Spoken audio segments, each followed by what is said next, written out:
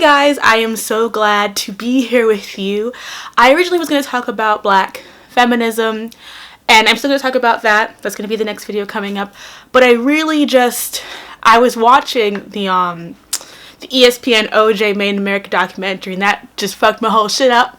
I'm not going to talk about that though, but it did make me think more about Blackness and what that means. And so I decided I was going to move up my video about the concept and thoughts about not being quote-unquote Black enough. And I want to just make a few disclaimers before I get into this. One, yes, I recognize that some of the things I'm talking about are generalizations, and they're generalizations based on the societal structures that are in place in our society. It doesn't mean that it's true absolutely for every single person, or that it's an exactly universal truth, but it is a truth that is in our society. It doesn't mean that every single individual person, who is Black thinks this way, but it is a cultural thought process that is important to acknowledge. Because I did get some comments about generalizations about lighter skinned Blacks from in my colorism video, and I want to make this clear just because I don't want it to be used like a straw man argument or to be interpreted as I'm trying to dismiss the struggles of light skinned Blacks. I am not. I recognize that being a lighter skinned Black person means a certain, specifically in the time that we're talking about slavery, that it meant that you were at risk for being raped, sexually molested, treated like trash. Absolutely. Being a lighter skinned Black person in slavery did not mean that you had an easy A pass in slavery. Your experience was still slavery, you were still enslaved. Being in the house was not salvation from being in the fields. That being said, there is almost class-like structure in place, and societal class structure between those lighter-skinned Blacks and the darker-skinned Blacks. And our media constantly reinforces these realities. And it is unfortunate, yes, but it is where we are in a society where, yes, whenever I read a book about a lighter-skinned woman, like I think of Their Eyes Were Watching God, and the protagonist in that is a mixed race light skinned woman, and she is beaten because she's so beautiful that her lover Tea Cake, he wants to beat her to feel more worthy of her because she's so light.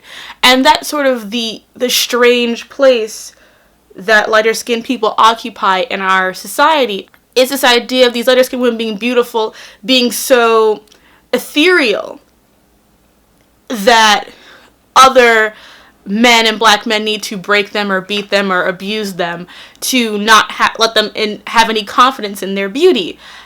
And that is a valid thing, but they are the ones being seen as beautiful, and darker skinned Black women are being pushed out of that and not being seen in that kind of beautiful way, and that's a problem. And we should be able to acknowledge both issues without anyone feeling left out, because no one's being left out. The problems are different. Cool. Alright, so now we go talk about what's it like when you're said that you're not Black enough, or what's being Black. And it's like, first of all, there is no universal Blackness. There is no universal Black experience. We are different. Our experience as Black people are different depending on where we live. If our parents are immigrants, if you're in the United States, like East Coast, West Coast, Midwest, Southern, it's all very different. And what bonds us together is the culture, our cultural things, of course, the music, being from the dysphoria, being born in America. We have those cultural things that we grow up together watching certain shows, listening to certain kinds of music, but also the painful experiences that we as a culture have sort of taken into ourselves. And sometimes that can show itself in telling Black people that certain things can't be theirs. And most of the time, these are things that have roots in slavery. You ain't hear that from me, but that's the truth, girl. It's true. Just like there are things that you are told are not for you, and it's ridiculous. But just the idea that I was reading certain kinds of books, like I wasn't reading like urban novels like Quan and those kind of things. I was reading like white people literature, which we'll get into that too. I was reading I remember I was reading like Anne of Green Gables, The Odyssey, The Iliad, all that kind of stuff when I was young, and and rice, and those were seen as things that were not for me and not for a black person. It was weird that I was reading vampire novels and that I was into that kind of stuff. Like, that was weird. The fact that I was into anime and comic books was weird. Half because I was a girl and half because I was a black girl. You know, it's always that too, because you meet all the black guys that are into comics and into anime, but then you're a girl. They're like, oh, I don't trust you though. Do you really know or do you not know? Is your boyfriend telling you the secrets? And you're like, no, bitch, I know. I fucks with it. And you have to constantly be proving yourself and explaining to people, like, I'm allowed to like whatever the fuck I want to like. Like, I remember in high school, there was this huge issue for me where it was like, I didn't grow up listening to rap music. My parents are both Caribbean. They don't like that Yankee music. So I listened to mostly like old school music like Motown. I listened to a lot of reggae. No soca, because my mom's Jamaican and she was not having it. But I did listen to calypso. And so instead, because that ostracized me from my other black classmates who did listen to rap music, I instead gravitated towards rock music. And pop, of course, everyone listens to, but I really gravitated towards rock music, really emo rock music, like gothic metal, all of these things, because I had an older sister who was into all that stuff. You know, she got me into anime, she got me into J-pop, she got me into comics, and those things were sort of my trickle down from her experience she gave to me. And so I was in high school listening to Flyleaf, Evanescence, Lacuna Coil, Straight Line Stitch, you know, Korn, Gorillaz, all of these groups that people were telling me were not for me because I'm black, I'm supposed to listen to Evanescence, that's weird. And it was always surreal for me because of Jimi Hendrix. Like, we all know Jimi Hendrix is like one of the rock and roll icons. We know that there are non-white people in this genre, and yet somehow it's made for us to feel weird for being interested in it, especially because so much like rock and metal music is like about anger and frustration and disenfranchisement. I'm like, that's music that I can relate to. That's music that anyone who's in that situation can relate to. Why is that a white thing? And it's funny because I remember I was going to a Lacuna Coil concert in the city, and every time I saw another black girl, I was like, yes, we are here, because it's like, it's a reminder that there are other people who are listening to this kind of music, and you're not weird, and you're not silly for doing it. And I, even now, like, and because of the frustration I felt about being called white for liking those things, I just doubled down on those things. It wasn't until college that I was like actually getting my mind to really learn and get hip-hop and rap again, because for so long I had been told that I wasn't black enough because I wasn't listening to it. So I was like, fine, fuck you, I'm not going to be black enough for you. And it's not fair. It's not fair, and half the time it's fucking stupid, because it's like, you know, anime, like, the whole thing about, I remember I was talking to a white friend of mine, and they were like, oh, you watch anime, that's mad white. And I'm like, how is watching anime white? Anime is made by Japanese people. It's literally not even for y'all on that level. I mean, kind of, sort of, but like, not really.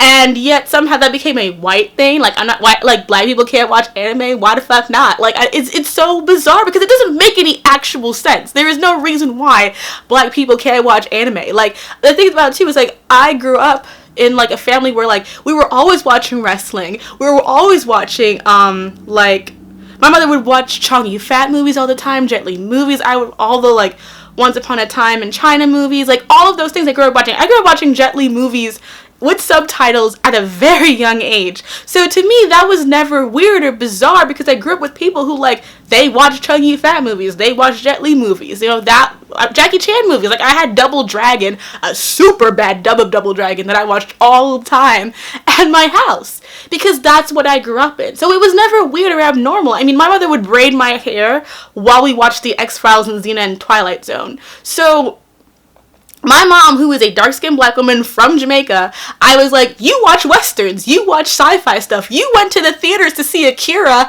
like, back when it first came out with my sister. Like, this is not abnormal. And I think what's equally frustrating about it is that the great things about black culture are lost. You know, we have had great writers, great musicians, great thinkers, great poets around, and yet we're told that we can't read, that we're not supposed to be able to read complex novels, when we have authors in our history have written some of the most interesting and have started whole literary genres. But it's like, oh no, you're not supposed to be reading. It's that internalized fear that's from slavery that has still existed in us, and I don't know why we're made to feel inferior, or that we can't accomplish these things. It's painful, and it breaks you down. And I think the thing about it too is that because we get caught up in these things, we lose the beautiful complexity of Blackness, and we're always made to feel like we have to like go into this one place to really be Black, and that's not true. One of the things I enjoy about the show Blackish, which has been great for the past 2 seasons. Season 1 I would skip, but season 2 and 3 have been great. But what I've really appreciated about that show is how it does talk about those class issues within the Black community that change your experience. I think, to me, the 2 of the most relatable shows I ever watched growing up were Roseanne. Well, growing up was Roseanne, and then now is Shameless. And there aren't like a plethora of Black people on either of those shows. I relate to the class issues. I relate to, like, Fiona Gallagher, even though I'm not as dumb as she is, I relate to her so much. And even Lip, who I don't really care for all the time, his whole issue of being the smart person who goes to college and, you know, is there to pick his whole family up, essentially, with his genius, and it comes back to the ghetto and feels disenfranchised from it because everyone knows you went to school, they all think that you left them behind. That's something that I understand and relate to more than I can relate to sort of the Cosby sort of socioeconomic layout of, like, you know, 2-parent household with this big house and all that kind of stuff. Like, even though I had both my parents and my mom worked, you know, it was not like that. You know, I grew up in the hood. But because of half respectability politics and half trying to have uplifting narratives, we never really get to see really well done Black narratives about growing up poor and grow up in the hood, unless it's like a crime drama or something like very Wire-esque. But you never have like a Roseanne or Shameless like show with Black people, because I think in a sort of type of way it's seen as demeaning, kind of like how Good Times was, but at the same time, like, that's a reality for people, and seeing those people work through their struggles and journeys is cathartic. It is, like, watching Shameless to me is one of those things. I hear a lot of people complain about, like, the fact that Debbie is like a young teen mother and she's doing all these kind of stupid things, but I'm like, when I watch that, I recognize people that, you know, I've seen around me in my life. People who wanted to have families because they didn't feel like they were a part of them. People who repeat the cycles of destruction all the time. That is a poor experience. And as a poor person, I relate to that. And I think there is value in that. And those things are a part of what needs to be shown. Black poverty is a real thing, and you can tell interesting, uplifting stories with Black poverty because somehow we have survived throughout it. And just showing people middle-class, light-skinned families is not ideal representation. And I think that it feeds into this image of what it means to be Black, of like living a certain kind of way and being a certain kind of way. There is no one certain kind of way. There are so many experiences that are yet to be seen. And I think this is very much true, because I know people want me to talk about this, and I'm going to talk about it briefly here, but I'll go into it another time. Is things like Black mental illness and Black LGBT issues. I mean, I think what's hard to talk about I'll talk about the heavy one, the LGBT issue first, is that, you know, there is this idea that Black people are the most homophobic race. And that, to me, is a huge problem. Because while there is homophobia in the Black community, and it needs to be addressed, and it has to be dealt with, and we can't pretend it's not an issue and be surprised when it happens, amigos, at the same time, so much of Black queer accomplishment has been erased from our history that I also feel is necessary to point out that the whole world deals with a homophobia problem. We just had white people hold back a trans bathroom protection bill. So the fact that it's all put on Black people as that we are the homophobic ones per capita, I find to be the problem. The fact that there is a problem is valid, and part of that is, I feel, in a lot of ways, on the one hand, for Black men, because there are so many issues of black masculinity wrapped up in black male identity. The idea of being a submissive in a lot of ways, and I don't mean, I see it. I'm not a black man, so gay black man, so I can't always get into this properly, so I apologize if this is the right terminology, but being sort of like the bottom is seen as a demeaning position because you're supposed to be a man, and men fuck, they don't get fucked. And it's like that like, and it's like it's sexism and homophobia, it's all mixed into one. It's this idea of like, one has to be the woman, and one of you gonna have to be the bitch, and no one wants to be that. And the idea that a man would want to be that is seen as like, well, why? For black women, I feel it's sort of like, it's on the one hand the expectation of like carrying on the family, of like, you're supposed to get married, have kids, carry on the race, protected, whatever. Can't do that if you're, not gonna have children, that the man woman connect Lego way. And also, I think what I've heard some more butch women talk about is how, like, so many black women have fought to be seen as female, and now you have women who want to be men, and that's a problem. And all of these things, again, are wrapped up in this idea of like what black women are supposed to be and what black men are supposed to be. That's not anyone else's problem but yours, in my opinion. It's my same problem when I think about, like, there is no universal black woman, there's no universal black men. Our struggles we may all relate to, but that does not mean that, goddamn flies, I hate them so much. But it does not mean that we ought to play into those games and those realities. That's not our truth. That truth was put onto us. And for me, it's an issue of like, if you want to be who you are and you're not hurting anybody, who gives a fuck? Why do we have to be concerned with maintaining a bullshit image of black masculinity when that's not based on our reality and our images that we put onto ourselves? The hyper-masculine black male was not made up by us. So why are we trying to perpetuate it? How does that help us? And when it comes to things like therapy, that pisses me off because I love therapy. I just started going and that shit has opened my eyes. You see how, like, everything that's good and fun we're not allowed to have because it's like therapy, which can help you not be a fucked up individual and love yourself. Don't go doing it. Keep that shit to yourself. I mean, it's half class to be able to afford to go to get therapy. I'm lucky that I have insurance and I can. But just the idea that you're not supposed to talk to people about your problems, but just keep it all up and just let it kill you slowly because you drink all the time. Like, that's always put onto poor, marginalized people, that we're just supposed to swallow our suffering and not try to do better in our lives. Just sit there and just be like, just kill yourself slowly. And that just hurts us. And I think for me, as someone who's had to eventually learn to deal with the fact that I need to go to therapy, that I need to learn to deal with some of the shit that I have to deal with in my life, it's been an awakening. It's helped me be a better person. It's helped me be a better black person. I try to organize what I want to talk about. Like, I have it all on this like cue card here. But I really just want to talk to you about, like, very, like, open, because I feel like this kind of openness is what's necessary. I'm not saying everything perfectly or everything correct, but what I'm basically trying to say is this.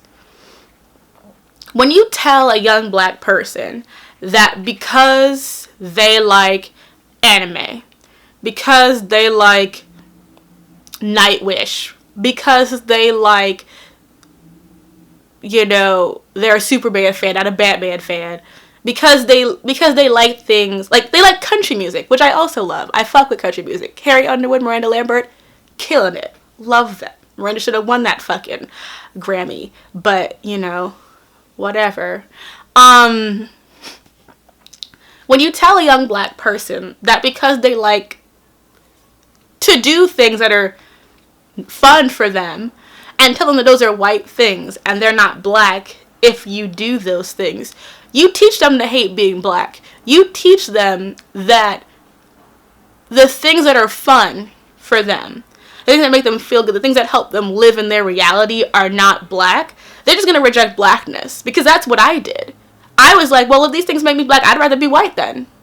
Like, if I can't listen to music I want to listen to, I can't enjoy the cartoons that I want to enjoy, I can't watch Sailor Moon and live my truth, why the fuck do I want to be black?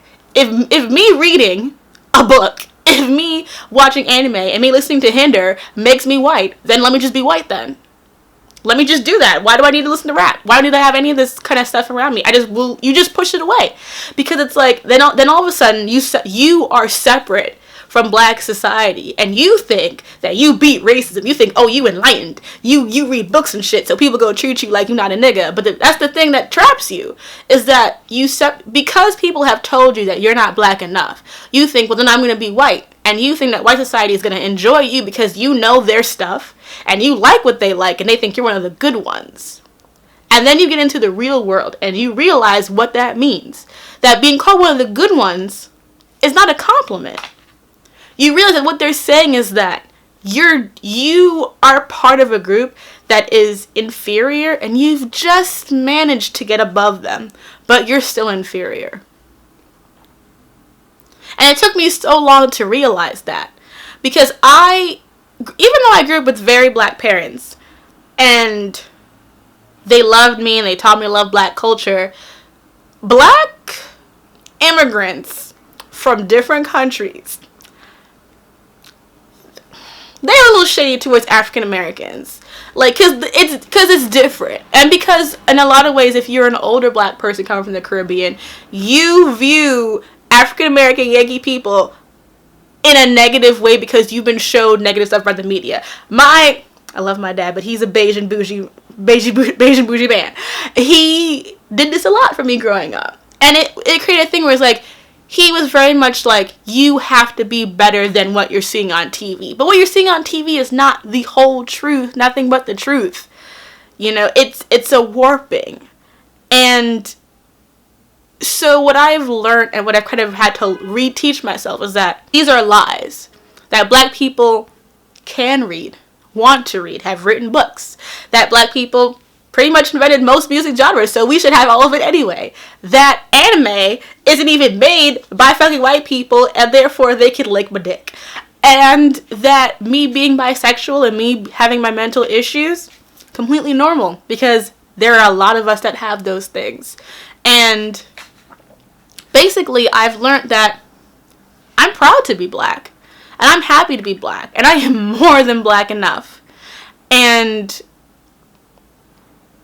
every day that I wake up and I realize more about the place I come from, the history I come from, I feel blacker. Like, watching that OJ documentary made me feel blacker because I was watching it and I could understand things that I had never understood before. And I understood it because I understood that black feeling.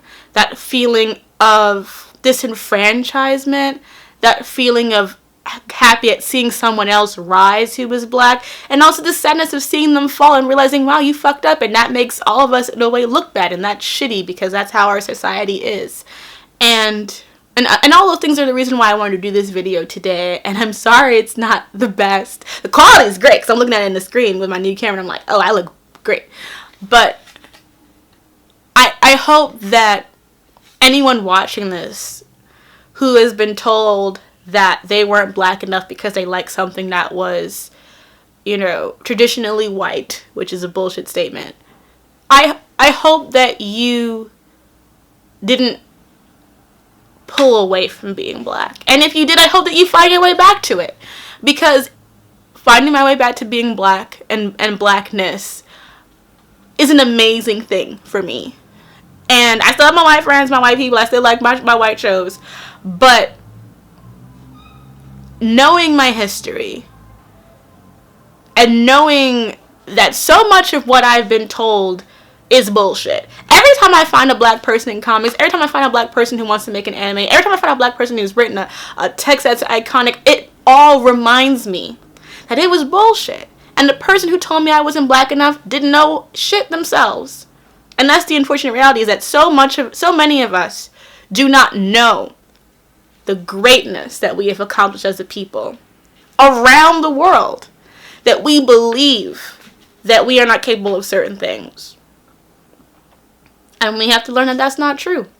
Because only when you release yourself from the trappings of what white society tells you is for you and not for you, do you really get to realize what it is to be black. Because at the end of the day, you living your life and being free and doing your shit, that's the best kind of black you can be. We are black enough, my nerds, my nerd homies. We're black as fuck.